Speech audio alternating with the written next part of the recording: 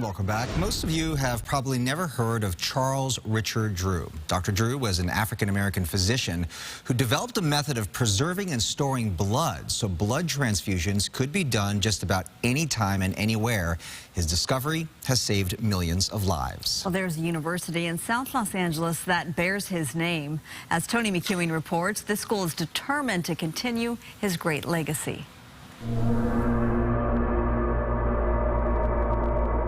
August 11th, 1965, the beginning of one of the most explosive events in Los Angeles history. The Watts riots, also known as the Watts Uprising, a rebellion against police brutality and widespread discrimination. By the time it was over 6 days later, the violence had done more than $40 million in property damage, left 34 people dead and more than 1,000 injured. Okay. So now what's the next step? But from the death, destruction, and disillusionment, a few rays of hope. One of the brightest, Charles R. Drew School of Medicine and Science in Willowbrook in South Los Angeles County. The only reason we're here is to address the needs of the community that were voiced during the Watts Uprising. We're community founded, we're community serving. We want to make sure that we're community focused. We are indeed a private university focusing on this public mission of importance in community health care. Founded in 1966 as a direct result of the Watts Uprising, Charles Drew University, CDU as it's known, is often referred to as LA's hidden gem, a beacon of light for communities where quality health care is sorely lacking for people who often need it the most. When you look at disparities, this region is at the bottom in Los Angeles County for virtually every metric on health care that you can imagine. The statistics are sobering, to say the least. African Americans live fewer years on average than whites. They're also more likely to die from treatable conditions. They are invariably at higher risk for chronic diseases like diabetes and high blood pressure. And COVID has only made things worse. It can be a beta cell or a killer T cell. CDU is trying to change that. The only historically black college and university west of Texas, more than 80% of the students and 71% of the faculty here are people of color. The second most diverse private four-year nonprofit college in the nation.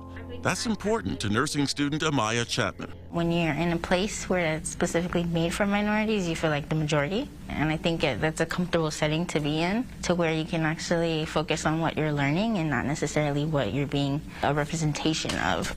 Over the last 55 years, CDU has graduated more than 600 physicians and thousands of other healthcare professionals, including nurses, nurse practitioners, and physician assistants.